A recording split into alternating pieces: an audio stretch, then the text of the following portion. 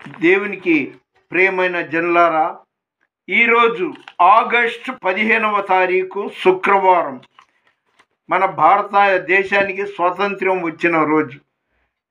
కాబట్టి భారతీయులైన మీ అందరికీ నా హృదయపూర్వక స్వాతంత్ర్య శుభాకాంక్షలు, స్వాతంత్ర్య దినోత్సవ శుభాకాంక్షలు.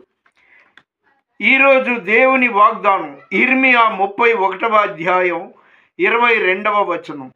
యెహోవా నీ దేశములో నూతన కార్యము జరిగించుము. ఎంత మంచి మాట అండి! యెహోవా నీ దేశములో నూతన కార్యము జరిగించుము. దేవుడు ఎంత గొప్ప వాక్యం ఈరోజు చెప్పాడు. మతోన్మాదులైన మన భారతదేశంలో ఉన్న దేశద్రోహులందరూ సత్యం తెలుసుకోవాలని, నేనే మార్గము సత్యము జీవము అని ఎవరైతే వాక్యం ద్వారా మాట్లాడారో ఆ నిజదేవుడిని తెలుసుకోవాలని వాళ్ళ పేరుని పేరున నేను ప్రార్థన చేస్తున్నా. ఈరోజు అనగా ఆగస్టు 15వ తారీఖు 2025వ తారీఖు శుక్రవారం పొద్దున్న 7 గంటలకి ట్రైన్లో గుడివాడ వెళ్ళి అక్కడ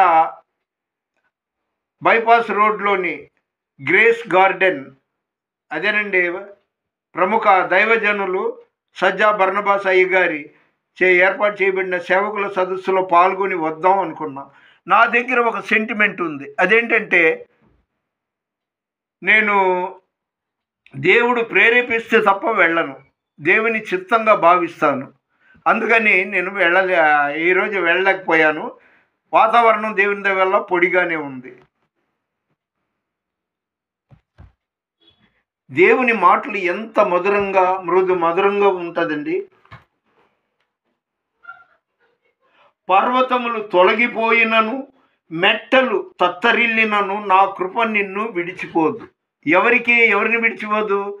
ఆయనను సేవించేవారిని, ఆయనను ప్రేమించేవారిని, ఆయనతో గడిపేవాడిని. దేవుని మహాకృపను బట్టి నేను లేచి రేయి తొలిజామున అనగా ఉదయం 3 గంటల నుండి 4:25 వరకు ఆయన సన్నిధిలో ప్రార్థనలో గడిపాను. ఈ ధన్యత అందరికీ ఉండదండి. సినిమాలు, షికారులు, శుభాకాంక్షలు, లోకం, ఈ కనబడేవన్నీ అదృశ్యం.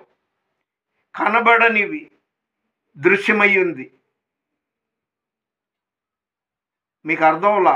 ఈ ప్రపంచంలో అది కొండ కానీ, నది కానీ, నువ్వు కానీ, నేను కానీ, బిల్డింగ్లు కానీ, కార్లు, విమానాలు ఏవైనా కానీ కనబడేవన్నీ అదృశ్యమైపోతాయి.